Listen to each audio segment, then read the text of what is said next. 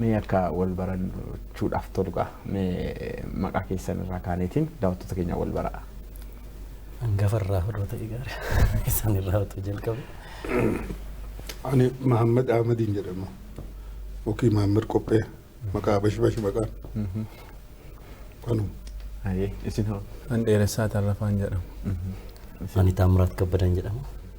Tole galatoomaa mee gara gaafii keenya isa jalqabaatti darbinaa. Hidha haaromsa Itoophiyaa gaa erga jalqabame kaasee uummanni Itoophiyaa abbummaadhaan kiyya jedhee hojjetaatiin jira. Isin hoo hidha haaromsa Itoophiyaa kana akkamitti ilaaltan Muhammad Qophee irraa kana? Galatooma hidha haaromsaa hidha uummata keenyaaf biyya keenyaafis hiikaa guddaa qabu. Hidha mallattoo tokkummaa keenyaa dhiigaa fi lafee keenyaan waan qabnu hundaan ijaaruudhaaf irratti xiyyeeffannee fuulleeffannee walii gallee walii taanee bifa addunyaa dinqisiiseen osoo gargaarsi adda addaa nurraa ittifamee jiru otoo karaa addaatiin roorroon jiru garuu ni dandeenya miira dandeenyaatis uumnee hojjechaa jiru waan ta'eef biyya kana keessatti jijjiirama bu'uuraa fiduudhaaf biyya kana gara industirii tarkaanfachiisuudhaaf biyya kana akka yaadnutti biyya badhaadhinaa biyya badhaatu maqaadhaan osoo hin taane hojiidhaan biyya badhaate biyyaaf dandeesse biyya lammiileen isiidhaa gammachuudhaan jaalalaan waliigaluudhaan jiraatan biyya nu qofa osoo hin taane haala gaal uummanni keenya ka hiyyummaadhaan biyya kanarraa dheesses itti deebi'ee haala goonni biyyoota adda addaatiis investimentiif jireenyaaf jaalatanii kan itti dhufan biyya hunda ammattu biyya cimtuu ijaaruudhaaf akka bu'uuraatti akka tarkaanfii guddaatti kan nu gargaaru meeshaa misoomaa meeshaa guddinaa meeshaa gara fuulduraa itti tarkaanfannu jedhetii yaada. Biyya keenya qofa osoo hin taane biyyoota ollaatiinis kan walitti nu hidhu.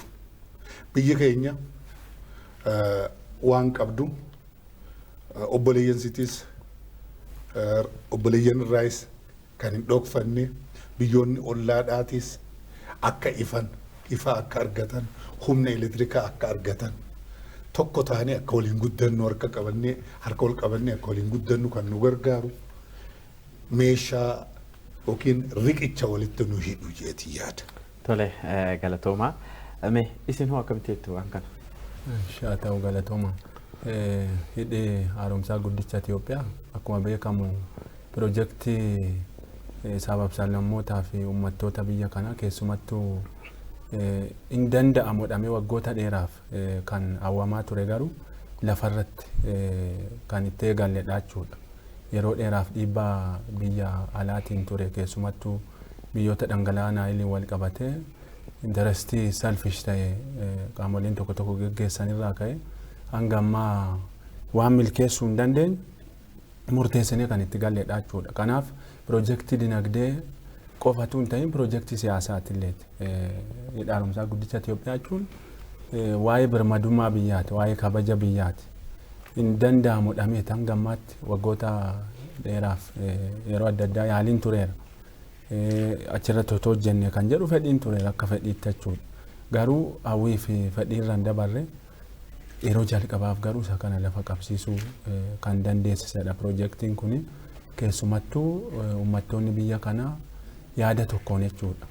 Piroojeektii isa jalqabaaf namni hunduu yaada tokkoon namni biyya keessaas biyya alaas jiru Itoophiyaanonni hundi yaada tokkoon piroojeektiin kun piroojeektii keenyadhanii hanga danda'an inni maallaqaan danda'u maallaqaan inni maallaqa dadhabe immoo yaadaan kan irratti waliigalee tokkummaa keenya irratti ifatti agarsiifne jechuudha. Kanaaf piroojeektii dinagdeedhaas piroojeektii birmadummaati jechuudha piroojeektiin.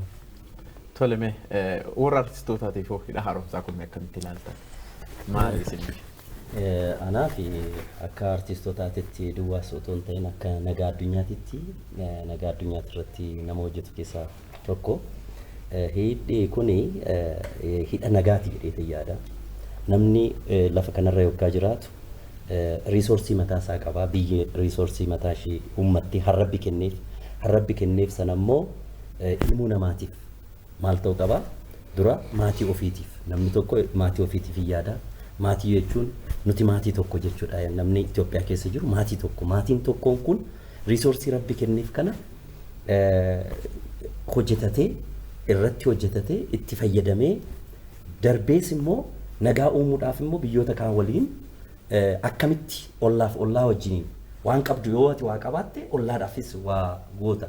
Otoo maan qabaatiin garuu ollaadhaaf waan goota. Kanaaf akka artiistittis artiistootaaf gahee guddaadha kun. Maaliif lagni kun yookiin immoo hidhni kun artiistoonni addunyaadhaaf aartiin keenya addunyaatti akkuma ce'u riisoorsiin keenya kun biyyoota kaan wajjiniin jaalalaa walitti nu fida.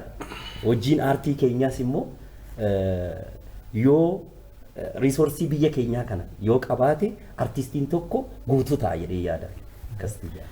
Tole galatoomaa yaada bareedatu ka'aa jira. Gaafii keenya isa lammaffaatti darbiname. Hidha haaromsa Itoophiyaa wajjin wal qabatee biyyoonni Sudaan, Itoophiyaa fi Ijipti marii garaagaraa gaggeessaa turani. Marii kana wajjin wal qabatee baankiin addunyaa fi biyya Ameerikaa akka taajabbiitti ilaalaa turani. Marii kun faayidaa marii kanarraa maal arganne maal dhabne jettanii yaaddasine? Egaa yaa'u piroojeektii kana gaafa eegallu qaama kamiyyuu miidhuu miti. Tokkoffaa faayidaa dinagdee keessumattuu biyyoota dhangala'aa Naayil wajjin jiran waliin guddachuudha. Horn of Afrikaa kana East Afrikaa walumaan guddachuudha kaayyoon biyya keenya qofaa guddachuu miti. Bishaan kanas qofaa fayyadamuu miti.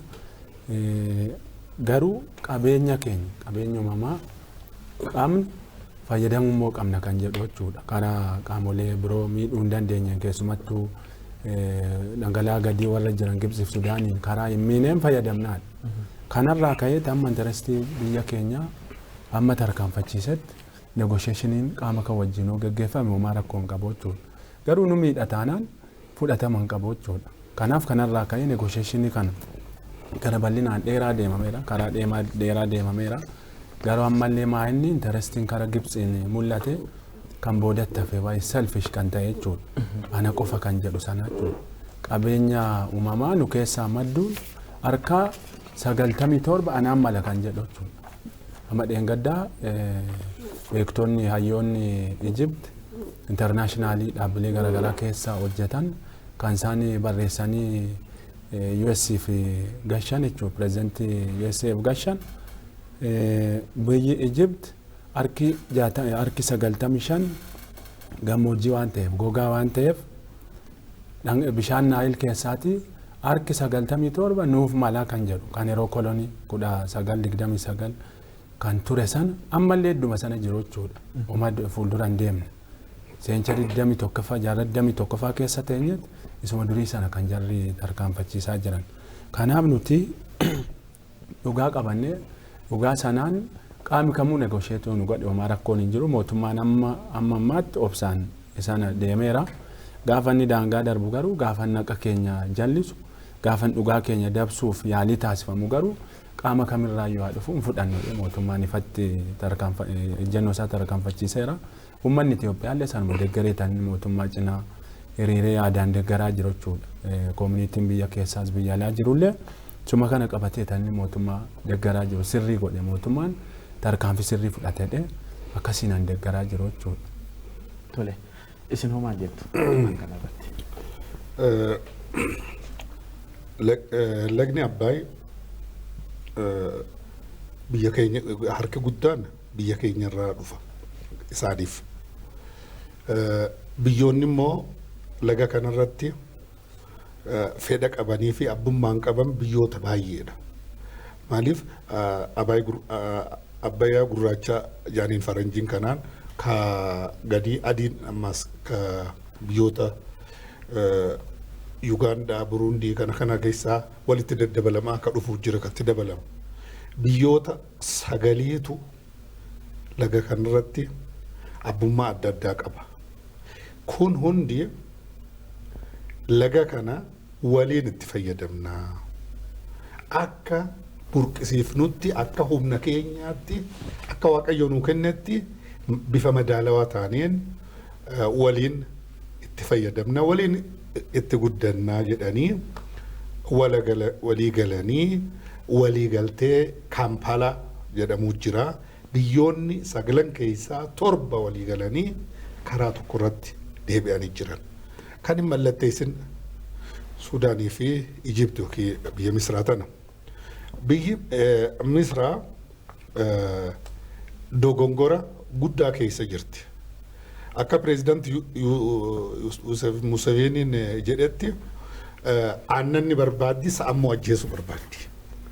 Sa'aanan irraa elmattu. Bishaan kun harki 86 dhibbarra Itoophiyaa keessaa baha. Itoophiyaa akka diinaatti laalaadha. Bishaan kanaan ammoo nan fayyadama. Itoophiyaan hiyyummaadhaan haa teessu. Harka marattee haa teessu. Nuti haa nyaannu, isaan haa beelawan. Nuti haa guddannu, isaan bakkuma duritti haa ta'an jechuudhaan waan akkana tarkaanfachiisuudhaan beekamti. Amma sanumarratti rincicaa jirti. Rincicaa. Rincicni kun ammoo kan isii fayyaduu miti, hundaa'uun fayyadu. Humnaan hiikkachuu sadarkaa itti dandamu. Sadarkaa nama sodaachisuudhaan keessaa'u biyya akka Itoophiyaadha. Humnaan sodaachisuudhaan if duuba deebisuu yaaduudhaan san bira dabarrii jira. Rabbiif galanni haa gahu. Kanaaf isaan waliigaltee bara Ingiliz gaafa Afrikaan humnoota Awurooppaa jala jirtu. Waliigaltee bishaan kana guutuudhaatti ka Gibsiitii bishaan kun guututti iseef uumamee Gibsi piroodaaktii Abbaayii dhugaadha. Waa karaa tokkoon bishaan kanaan malee humaan qaban ni hubanna. Akka Itoophiyaatti baay'ee hubanna. Biyya sanis ni beeka. Biyya san yoo laalte namni ka jiru laguma Abbayyaa kanarra. Malee biyyi kun hin jiru bar harka biyya san keessaa harka 100 keessaa 94 duwwaadha namni irra hin jiru. Parsantii 6 jira. Parsantii 6 jechuun akkana lagarra deema. Malee akkammas Itoophiyaa waggaa laaltu ganda hunda baadiyyaa hundaa jiraa miti wanni kanaan jiru. Laga jala qofa lagarra deema. Kanaan jiraata ni beeyna. Lubbuu isaanii akka ta'e ni beeyna, ni hubanna. Isaan akka miidhaman hin barbaannu. Nuti waliin fayyadamna. Inumaa'u waan kana misoomaaf illee daayireekt misoomsuudhaaf jallifnee misoomsuu hin barbaannu. Nuti elektirikuma kana humnuma isaa haa nu uumu. Elektirika kanan dukkana keenya ibsannee rakkoo keenya hiikkannee guddannee obboleeyyan keenya warra ollaatiis gargaarree waliin guddannaa. Ijiptiis kanaan ni fayyadamti. Lagni kun hoggaa hidhame asitti taa'uunsaa evaaporeeshinii aduu fi oowwaan bishaan gara samiitti deemu ni xiqqaataa. Rakkoon adda addaa galaanni ganna dhufee isaan miidhuus irraa hafaa. Kanaaf hunda keenyaa'u gannaa bona bishaan huqqitti argatanii akkasitti itti yaadnee deemnaa akka waliin fayyadamnutti jechaati jirra akka Itoophiyaatti. Kana hubachuu dhabuudhaan karaa biraa deemu akka amma waliigaltee jette kanatti biyyoota Afrikaa obboleeyyan isaanii biyyoota 9 as jiru kana wajji laga kanaa walitti hidhame. Rabbi waliin nu hidhee jira biyyoota kana bishaan kun waliin nu hidhee jira. Adda bahuu hin dandeenyu hamma dhumaatti. Kana dhiisanii Awurooppaa fi Ameerikaa qabatanii gaaratti hirkatneeti Itoophiyaa sodaachifnaa. Haala gaafa gootti hirkanneeti Itoophiyaaf duuba deebifnaa. Yaada bara 19 bara 19 sanarrattis biyya kana hundee madda abbayyaa madda san to'achuu qabnaadhaan yeroo adda addaa tattaafatanii injifatamanii qaananii galanii jiran. Arramoo badhibbee 21ffaa keessa jirra. Jaarraa 21ffaan jaarraa wal hubannooti. Jaarraa waliin mari'achuudhaan, jaarraa bilchinaan deemuudhaan, jaarraa karaa saayinsaawaa ta'een hojjechuudhaan anis atis ni fayyadamta. Anis ni immoo atis ni moota. Jechuun hunduu moota win-win. Karaa ta'een nu hundi karaa nu fayyaduun jiraachuu qabna obbolee. Addunyaa irratti addunyaan tun walitti dhiyaachaa ilmi namaa tokko ta'aa jira. Duris tokko tonna bakka takka irraa uumame. Bifa saniin nu hunda fayyadaa jennee deemaa jirraa garuu amma waliigalteen wanni jedhamu mariin deddeemaa jiru dhiibbaa humnoota adda addaatti galchuudhaan IMF fi World Bank fi qaama Treasury qaama ministeera maallaqaa Ameerikaadha akka waan nuti hiyyeessa ta'uu keenyaan hoggaa ministeera Ameerikaadha ka maallaqaa agarre waa barbaannee waa kajeellee mataa qaqqabannee kabajaa keenya gurgurru akkas fakkeessuudhaan haala deemuudhaatu jira. Kana biyya keenya hin fudhadhuu jettee jirti. Hin fudhadhuu biyya walabummaa guutuu qabdu biyya birmaduu taate waan taaneef nuti mirga keenya faayidaa keenya dabarsinee hin laannu. Garuu Egypt hin miinu wajji jiraanna. Yaada jedhuun itti himaa jirra. Tole galatooma yaanni isin kaastan kun yaada gaariidha. Inumayyuu yeroo darbee gaazexeessitoota biyyoota Arabaa keessaa hojjetan dhalootaan Itoophiyaa ta'an wajjin marii geggeessine ture. Yaada isin amma jettan kana gaa isaan miidiyaa biyya isaanii irratti odeessaa akka turanidha kan isaan haasa'an. Maallaqa Itoophiyaan hin qabdu kanaaf hojjechuu hin dandeettu waan akkasii waan jedhani. Yaada gaarii kaastan. Kanuma wajjin wal qabatee isin ka gaafachuu barbaadu maali? Pirojektiin hidha haaromsaa Itoophiyaa kun gaa qorannoon garaagaraa irratti geggeeffamee jira. Qorannoo geggeeffame kanaan biyyoonni yaa'a laga Naayil irra jiran pirojektii kanaan miidhamuu akka hin dandeenyedha. Qorannoon kan taasifame qoran bu'aan argames jechuudha. Biyyoonni kunniin hoo akkamitti wal hubatanii deemuu qabaatan dhimma laga kanaa irratti yaada nu kennan? Yoo kana dura sadii qaamoleen sadan isa jechuudha. Egypt, Sudaanii fi Itoophiyaan iddoo tokkotti akka Nile Basin Initiative'ittis akkuma kana waliigalteewwan adda addaa fi mareewwan adda addaa turan. Maa'inni amma qorannoo irratti hundaa'eeti kan hidhi kun hojjetamaa jiru. Tekinikaalii ogeeyyiin biyya keessaas biyya alaas biyyoota sadan irraallee iddoo jiranitti amma qorannoon kun kan taasifamaa jiru. Garuu maa'inni interestiin kun isa kanamin waa'ee tekinikaalii bu'aa qorannoo tekinikaalii geggeeffamee sana biyyoota sadanuu karaa miineen karaa equitable ta'e win-winiin jedhamu sanatu hin ta'in fedhiin jaraa anumatti argachuu qabaadha. Harka sadii qofa. Harka sadii qofa kan isheen Sudaaniifis Itoophiyaafis eeyyamteerti jechaadha. Harka 97 anaan malaadha bakka. Baay'ee selfish kan ta'e jechuudha. Akkuma duraan kaasee isa kanam inni kaani ajendaan duuba jiru suma kana bakka dhokataan ajendaan duuba jiru harki 97 kan 1929 mallattaa'e sun yeroo kolonii isa sana anarra waa tokko irrachuun qabu kan jedhu ejjennoo baay'ee gogaa ta'e jechuudha. Kan isheen qabattee tarkaanfachiisaa deemtu malee akkaataa qorannoo yeroodhaa yerootti gaggeeffamaa jiruun karaa biyyoonni gadi jiranis hin miidhamneen Itoophiyaan immoo bishaan sanattiin ibsaa maddisiifattee rakkoo ibsaa biyya keessaa sana fudhattee kaateet bishaan kana immoo akka jarris hin miidhamne akkaatuma qorannoo sanaatiin gadhiisaa fi akka deemtu isa kana qorannoon sun kan agarsiisu. Garuu fedhiin duuba jiru kana miti. Harki 97 naan mala ani kennaa Naayilii Egypt kennaa Naayilii Naayil kan kooti kan jedhu sana jechuudha. Qaami biraa keessaa hin qaboodha. Akkuma obbo Maammar Kaasan harki 85 oli kan Itoophiyaa keessaati maddu jechuudha. Waayit Naayil egaa kan hafteedha jechuudha. Harki guddaan an keenya ta'eetu jiru nu harkaa tuqamuun hin qabu harkisa 97 amma lanni dhukun hin deemsisu haala amma jiruun jechuudha. Kana gochuuf immoo karaa adda addaa dhiibbaa gochaati kan jiramu. Dhiibbaan kun immoo fudhatama hin qabu. Yooma karaa nagaaf karaa win-win hin ta'e alatti dhiibbaa karaa kamiinuu dhufu Itoophiyaanonni yeroo kamittuu fudhatanii beeku seenaa keenya keessatti booris hin ta'u jechuudha. Mootummaan keenya illee amma ejjennoonni qabasuma kanan waan addaame. Tole kanuma wajjin ol qabatee gaamee hidhaan kun hirmaannaa uummataatiin ijaaramaa jira.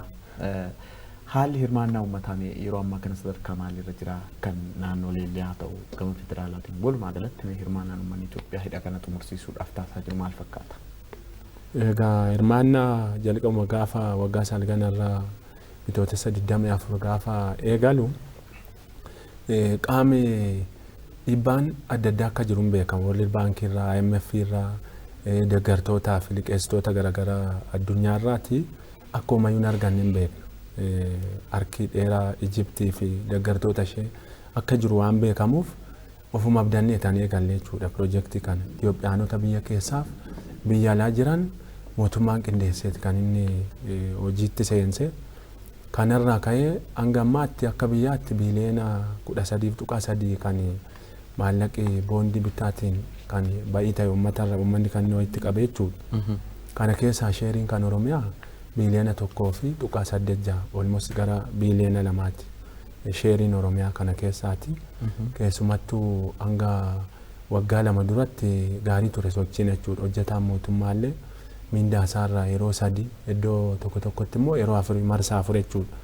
Mindaa isaarraa mindeeffamtoonni hundumtuu jechuudha kan dhaabbata mootummaa dhaabbata dhuunfaallee mindaa irraati kontribiit godhanii abbootiin qabeenyaas daldalaanis qonnaan bulaan horsiisee bulaan hundumtuu hirmaateera amma danda'u. Sheeriin keenya naannoo sana jechuudha. Garuu erga waggaa 2 asii xiqqoo dhaabbateera hirmaannaan kun keessumattuu hojiin sun duubatti harkifachuu isaatiin wal qabatee ruumeriin meetekis nyaateera maal sana keessa koraapshiniin ta'e hin jira laaggoodheera hojichis kan jedhu sanarraa ka'ee xiqqoo hirmaannaan dhaabbateera waggaa 2 asitti jechuudha. Garuu amma mootummaan tarkaanfii fudhatee jira. Hojiin dhaabbate keessumattuu hojiin fiizikaalaa fi hojiin elektiroomekaanikaalii walqixa deemaa waan hin turreef isa kana immoo walqixa deemsisuuf agreessiivili hojjechaa jira mootummaan jechuudha. Keessumattuu tarkaanfii muummichi ministeeraa yeroo darbe fudhataniin amma hojichi takkumatti ka'ee amma harka 71 jechuudha. Fiizikaal workiin isaa immoo harka 84 ol ga'eeti kan jiru jechuudha. Walqixa olmos walqixa akka deemu taasifamaati kan jiru. Baay'ee ariifannaatiinis deemaati hojiin sun kan jiru jechuudha. Garuu ammallee harka hafe kana xumuruu kan dandeenyu amma hirmaannaa uummataatiin kanaaf amma bifa haaraatiin keessumattuu sochii amma jidduu kana taasifamaa jiruun carraa kanaan fayyadamne uummanni keenya uma danda'e ammas xumuruutu irrara. Maaliif piroojeektii isaati waan ta'eef. Tole gaariidha. Mee hirmaannaa uummata kana wajjin wal qabatee artistoonni gahee olaanaa qabu. Uummata kana akkuma yeroo duraa bifa promooshinii garaagaraatiin beeksisa garaagaraatiin wantoota garaagaraa hojjechuudhaan uummata kana kakaasaa turan. Amma hoo hirmaannaa san sirriitti jabeessanii hidhi kun dafee akka xumuramuuf maaltu irraa eegama artistoota irraa? Duraan dursee ani duratti wanni ka'e tokko ani akka nama nagaa addunyaatti filatamee hojjetaa jirutti biyyoonni sun jaarraa 21ffaa kana keessa duraan dursee maaliif lagni kun hidhamu barbaachise. Yeroo ammaa biyyoonni addunyaa mana tokko ta'aa jirti. Mana tokko ta'uudhaaf immoo nagaan murteessaadha. Nagaa sanaaf lafti kun yookiin bishaan kun kan hidhamuuf maaliif ilmoo lamaa lafa kanarra jiruuf waan barbaachisaa akka argatuuf addunyaa walii galteera. Kana keessatti immoo nagaa irratti Itoophiyaan mallatteessitee jirti. Biyya kamuu miidhuudhaaf miti kan hojjetaa jirtu.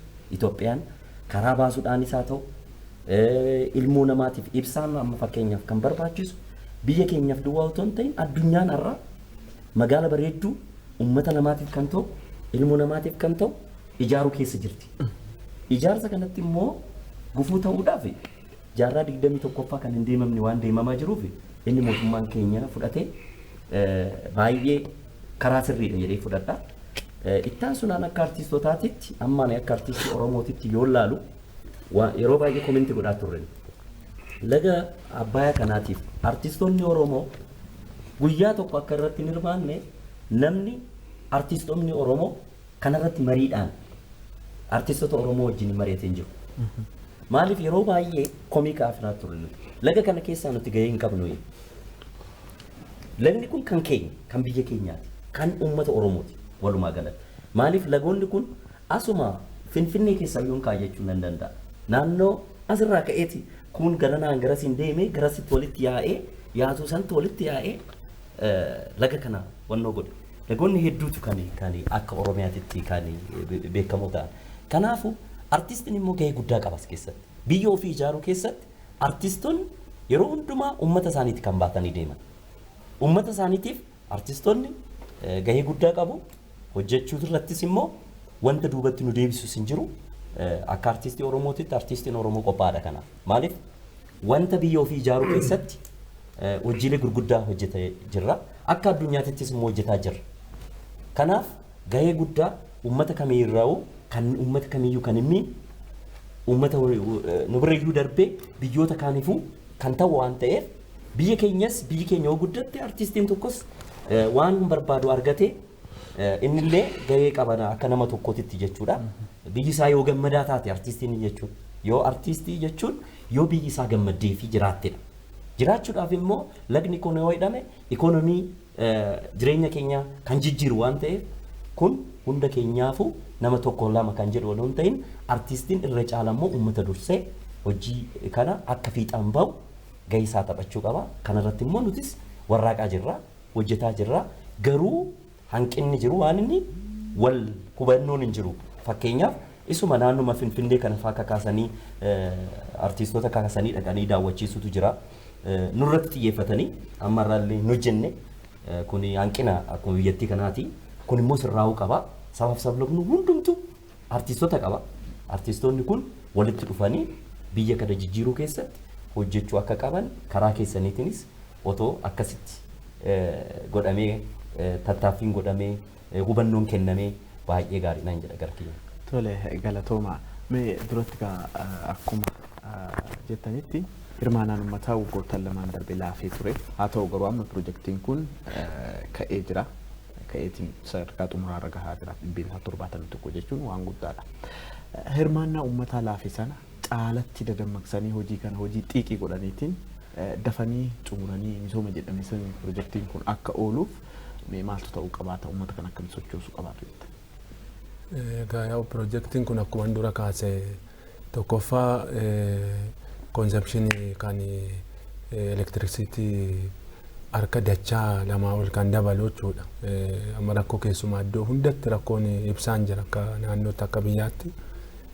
Kun hojii guddaa waan guddaadha jechuudha. Amma waan xumuruu geenye kana parsantii muraasa hafte kana xumuruun dirqama jechuudha. Waa'een birmadummaa waa'een kabaja biyyaa akka jirutti ta'ee rakkoo dhumte elektirikii keessa jirullee hiikuun murteessaa ta'ee jira jechuudha. Keessumaa industirii amma babal'achaa jiru wal qabatee guddina amma biyyi keenya keessa jirtu wal qabatee agreessivili hojjennee xumuruun waan gaaffiif dhiyaatu miti jechuudha. Kanaaf hawaasni keenya amma kanarratti akkuma kana dura jechuudha. Mindeeffamaanis mindaasaarra daldalaanis abbootiin qabeenyaas qonnaan bulaaf horsiisee bulaan artistiin barsiisaan hundumtuu qaamoleen hawaasaa hundumtuu amma danda'anitti tokkoffaa boondii bituun hirmaachuudha jechuudha. Yoo akka kana duraa mindaarraa ta'uu baatellee amma carraa waggaa salgaffaa kabaja waggaa salgaffaatti wal qabatee akkuma biyyaatti wanti laawunchi ta'ee jira. Bitootessa 15 hanga 24tti torbee boondii jedhamee jechuudha. Torbee boondii jedhamee dhaabbilee baankii misoomaa fi baankii daldalaa iddoo iddootti jiran hanga gadiitti hanga aanaatti jiran amma informil ta'aniiti kan jiranii hawaasi keenya ofuma isaa deemee baankilee kana keessatti birrii sana kennee boondii sana fudhachuu akka danda'u. Akka kana duraa sana amma mindaarraa kutuu maal gochootu hin ta'in amma danda'e jechuudha. Ofuma isaati tokkoffaa kana akka godhu gaafannaa. Lammaffaa SMS 81 duwwaa duwwaa irrattis karaa moobaayilii akkuma kana erguun isa kana irrattis uummanni keenya otoo hirmaate gaariidha jechuudha. kan biraa yaadaanillee jechuudha. Yaadaanillee amma piroojeektiin kun maallaqa qofatu hin ta'in yaadallee hin barbaada. Amma mootummaan hojii kana baay'ee spiidaap godhee hojjechaati kan jiru jechuudha. Karaa akkuma dura kaasee muummee ministeeraa tarkaanfii keessumatti waggoota lamaan asitti fudhataniin baay'ee deemaati kan jiru jechuudha. Wantoota sisirraa'u malan sisirraa'ee amma deemaati kan jiru hojiin sun. Kanaaf dhiibbaan immoo akka inni dafee hin deemne godhamaa jiru international community irratti dhiibbaa Ijipti gochaa jirtu kunillee deeggarsa yaadaas hin barbaada jechuudha. Maaliif piroojeektiin kun kan hunduma keenyaatti kan tokko tokko Itoophiyaanotaati jechuudha. Kanaaf kanarratti yaadaan deeggaruunis barbaachisaadha jechuudha. Karaa kamiin jechuudha. Tokko isa kana karaa biraa garuu keessumattuu torbe boondii gaafa 15 qabee jiru kana iddoo hundumatti haalli mijateeri kan jiru. Baankilee misoomaaf sarkulaariin hunduma darbeera karaa federaalaa. Qaamoleen godinarras magaalotarra jiranis informidiidha. Sanarraa ka'ee namni keenya deemee boondii akka bituu danda'u amma danda'e ammallee hirmaachuutu irra jechuudha. Tole galatooma. Gara keessanitti darbaame gara fuula duraatti hirmaannaa uummataa kananii akka dabalu taasisuudhaaf miidiyaarraalee ta'uu danda'a, namoota dureeyyoota biyya kanaarraa ta'uu danda'a, aartistoota irraa ta'uu danda'a, qaamolee hawaasaa dhalattoota Itoophiyaallee haa ta'an lammii Itoophiyaa kanneen hundarraa maaltu eegama hidha kana xiiqiidhaan dafanii akka xumuraniif? Dura dursoo waan dura jalqabne irratti duba deebi'ee xiqqoo waan hin jedhu jira. Waan kanaaf nu onnachiisa malee if duba nun deebisu dabni namaa jechuudhaaf waan daban irratti hojjetamaa jiru. Amma bishaan kana waliin qabnaa hoggaa jennu garuu waliin hojjennu waliin ittiin fayyadamnudha yaadni jiru. Humnaan Itoophiyaa dadhabsiifna karaa adda addaatiin dadhabsiifna jechaati kan jiran. Yeroo durii jalqabee warri Misraa yookiin warri Gibsii Itoophiyaan akka miila lamaan hin dhaabbanne akka hin guddanne waggaa 100 guutuu ajandaa kenneen ajandaa waggaa 100 kenneenii fi jirra jedhanii humnoota adda addaa ollaanis keessaanis nurratti kakaasanii ififis akka waldin jeequmsi akka guddatu karaa adda addaatiin biyya kana dadhabsiisuuf hojii guddaa hojjechaa turan. Amma deebi'aniin gara amantaatiin dhufanii Itoophiyaan akka waan biyya kiristaanaa kiristaanni immoo akka waan islaama jibbu faa fakkeessanii waan adda addaa odeessanii biyyoota arabaa biyyoota muslimaatiis gara isaanii qabuu akka nu jibban akka ijaamtuun nu laalan godhaa jiran. Kanarratti waan jennu ni qabna. Itoophiyaan biyya amantiin addunyaarra jirtu hundi dura itti dhufte. Islaamummaa osoo warri Misraa warri Gibsii hin fudhatin waggaa 24 dura Itoophiyaan fudhattee harka qabdi. Eega nuti Islaamummaa fudhanne booda bara Naggaashii san isaan booda waggaa 24 booda isaan kun kan fudhatan. Itoophiyaan biyya Bilaal Najjaashiiti. Bilaal beektaa miti Kaazana Bilaal faa Najjaashii faa seenaa guddaadhaatu jira. Islaaminaa wajji Islaamummaa wajjiin fudhawwanni guddaadha qabdi. Nabiin keenya sallallahu alaihi wasallam Itoophiyaan tuqinaa jechaadhaan akeekkachiisa kaayanii jiran. Yoo tuqxaniis hin mootanii Itoophiyaa. Maaliif biyya haqaa biyya gaafa rooroo nu bira dhaabbattee biyya Islaamummaa fudhattee jechuudhaan waan ibsanii jira. Kana hunda dagatanii har'aan tana bineensa Itoophiyaa bineensa fakkeessanii bineensa biyya Gibsii balleessuuf ka'e fakkeessanii uummata isaan irratti odeessu. Uummata isaan irratti miidiyaan isaanii waan adda addaa odeessee uummanni hedduun irratti onnitee jira. Ani biyya san dhaqeetiin ture. Gaaf tokko nama Ahmad jedhanii nama Suudaan hiriyaa kiyyaa biyya san jira haati isaa warra Misraati. Mana isaanii dhaqeetiin ayyoota nama wajjin haasa'aa turre. Gaafa lagni Abbayyaa kun jalqabame. Amma gaafas bishaan kana yoo bishaan gaafatte itti zuurs keessanii fudhadhaa niil janiin keessanii jechaadha akka aaruudha tokko waan akkasitti hin hubannee jenneetu ilaalla. Jaartiin tun guyyaa san kaate biyyi kun nuti Itoophiyaan obboleeyyan keenya nuti waliin jiraannaa wal nu buusuu deemanii jettee hedduu cinqamaa turan. Namni biyya sanii hundi diina keenya miti. Ummata mataa isaarratti waan hamaa itti guuraa jiru warra poolitishaanii isaaniitii fi poolitishaansii fi warra aangoorra jiru kana. Warri hamaan bifa saniin gara keenyaan karaa adda addaatiin waan jiru tokko jeequmsa ispoonsar godhuudhaan karaa kaaniin biyyoota adda addaa akka nu jibban godhuudhaan waan deemuu jira. Kana hubachuudha qabna. Tokkummaa keenya cimsuu. Guyyaa akkana cimnee wal bira dhaabbachuu. Faayidaa dhuunfaadhaa, faayidaa aangoodhaa, bololaa fi araadni aangoodhaa waan biyyaa nama irraanfachisa gaaf. Warri siyaasaatiis, warri siyaasaa morkatootaatiis karaa kanarratti fulleeffachuu mootummaa qeequu maal gochuu kanuma afaan fi yaada fi godhuun qaban har'aan tana ummata hirmaachisuu irratti hundi hirmaachuu qaba. Hundi ummanni hirmaachuudhaaf warri sagalee adda addaa qaban warri hawaasni jala deemu amma karaa siyaasaatiin karaa ilaalcha adda addaatiin karaa amantiitiin duree adda addaa jira miti. Isaan kun hundi ummata karaa kana deebisuudhaaf walii galuudhaan waan biyyaa dursanii deemuu barbaachisa. Tokkummaa jarri sun har'aan tana maaliif ka'an? Maaliif ka'an? Itoophiyaan dadhabdee kunoo ifiifuu walitti jiranii walitti ka'anii kana jidduudhatti waa baafannaadha. Qaawwa kana cufuu qabna. Nama dhiisi sareen hoggaa waraabessi dhufe walii galti. Sareenuu siyaasaa sareen barteen zoon laalla. Tokko ta'u ummanni keenya immoo waan biyya dhufurratti ifi karaa adda addaatiin waliigaluu baannus laalcha adda addaatiin yaada adda addaatiin waliigaluullee baannu waan biyyaarratti tokko akka taane gaafa aduwarraa jalqabnee agarsiisaa jirra. Gaafa lola Somaalee agarsiifnee jirra. Gola Shaabiyaa irratti agarsiifnee jirra. Yeroo adda addaa agarsiifnee jirra.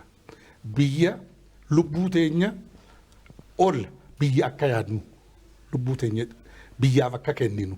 Maallaqa osoo hin taane. Kanaaf jecha har'aan tana yoo tokkummaadhaan dhaabbanne diinni karaa kamuun dhufuus ofirraa deebifna. Waan jalqabnees jaarree galmaan geenya. Dogongorri har'aan tana silaa waan kana dubbannu turre. Silaa akka karoorfametti tokko taanee deemne har'a abbaayee kun hidhi kun dhumee har'aan tana silaa eebbifnee turre. Oke ta'e dogongorri adda addaa uumame buttuu fi awwaannisni adda addaa jidduu dhufe karaa adda addaatiin kun dabarre sanis har'aan tana karaa qulqulluu irratti ijaarsi isaa sirraa'ee deemu jira. Kanaaf xumuruudhaaf wanni nu hafe maali? Jalqabnee gaara gubbaa baanee jira. Amma xinnoo wanni nu hafe. Xinnoo kanammoo tokko taanee yoo itti deemne yeroo gabaabaa keessatti fidna. Yoo tokko taane abbaan fedhe nu bira hin dhaabbatu, nu duraas hin dhaabbatu, nun deebisu kaayyoo keenya galmaan ga'uudhaaf. Ummanni Itoophiyaadhaa, ummanni biyya keenyaa laga kanan alagaadhaan biyya alaatiin dhiibamee hin hojjettu, hin guddattu, ittiin fayyadamtu, dukkana keessa taa'ee nu ajajaa. Kana booda ummanni keenya fudhatu. Tole galatoomaa waan guddaa kaastaniirtanii mee isin hoo bifa dhaamsaatiin isin gaafadha sa'aatiin keenyas deemaa jiranii dureeyyoota biyyattii irraa maaltu eegama waan gabaabanuu jedha yaada walii gala. Yaa piroojeektiin kun akkuma beekamu mallattoo tokkummaa keenyaati, mallattoo birmadummaati. Kan ittiinis immoo gara badhaadhinaatti ceenu Badhaadhinni kun immoo hunduma keenya kan ilaallatu jechuudha. Kanaaf ammallee keessumatti abbootiin qabeenyaa kana duras hirmaannaa guddaadha kan taasisanii isa kana ammallee cimsanii akka itti fufan. Iddooma jiranitti jechuudha. Iddooma jiranitti baankileen qophaa'oodha. Already information isaan qabu achirratti akka hirmaatu. Abbootii qabeenyaa qofatu hin ta'in immoo hawaasumti hundumtuu jechuudha. Amma danda'e kun piroojeektii xiqqeetti waan ta'eef amma danda'e ammallee ofirraa kaasee hundumti keenya jechuudha. Haa hirmaannu kan jedhudha gabaabamatti dubbachuu barbaadu. Tole isin hoome artistootaaf. Egaa ani wanti dhumarratti jechuu barbaadu maaliif lagni kun kan barbaachise maaliif jedhee duratti dubbadheentiin jira. Maaliif amma Itoophiyaan kana wanta ishee duubatti deebisuu hin jiru. Garuu bilchinaan deemuun barbaachisaadha nagaadhaaf. Yeroo wanta jalqabde yeroo hundumaa karaa nagaashii deemuudha. Karaa humnaatiin yoo dhufe homa uummanni Itoophiyaa hundumtuu akkuma duratti jedhame tokkummaan keenya cimee waan kana xumuruu nurra jiraatadha jechuudha. Maquma keenyaafu maaliif wanti jalqabe akka Oromootitti lagni Abbaay kan itti fufuudha. Itti fufa. Dhaloonni itti fufa. Dhaabbanni siyaasaa kamiiyyuu haa ta'u. Ilaalchi adda addaatillee haa jiraatu. Dhaloota dhufuuf kan ta'u waan lafa buufnee dabarru hundi keenya hin dabarra. Wanta hin dabarre garuu xumurreetoo biraa deemuu qaba. Akka Oromootittis akka keenyattis akkuma kamiinuu irra jireessaa kan faayidaa guddaa qabu uummata Oromooti. Anaaf maaliif hin beekama akka Afrikaatittis hin beekama. Oromoon amma waan inni hojjetaa jiru hin beekama. Kanaafuu ilaalchi kamiillee yoo jiraate kana jijjiiruun dogoggora kaleessa ture san keessa akka hin deebine maqaa keenyaaf gaarii waan ta'eef tokkummaa keenya finnee laga kana haa xumurru. Artistoonnis gaa hundumti keenya gahee qabna. Kamiyyuu nama kamiyyuu addaan hin jiru. Xiqqaa guddaa hamma barbaachisaa amma piroofeesaraatitti amma waan hundumtu keenya kana san yoo hin jedhin waan jalqabne kana yeroo gabaabaa keessatti akka xumuramu. Maaliif dubbiin bulte yeroo hundumaa waan biraa dhufa namni hin jijjiiramu. Waan biraatis dhufuu danda'a. Addunyaanis yaada biraa fidachuu dandeessita. Achi keessatti wanti jalqabame uummanni keenya tokkummaa isaatiin waan kana haa xumuru kan jedhu ergaa dabarsa.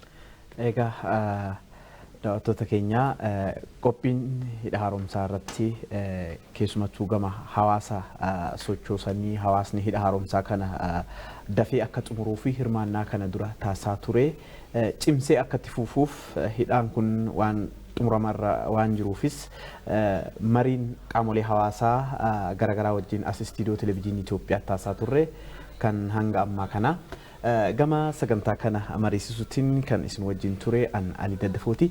Keessummoonni keenyas gaa as dhuftanii istiidiyoo televezyiinii Itoophiyaatti uummataaf waan ergaa bal'aa kana dabarsitaniif maqaa dhaabbata televezyiinii Itoophiyaatiin galanni keenya guddaa ulfaadhaa isiniin jedha.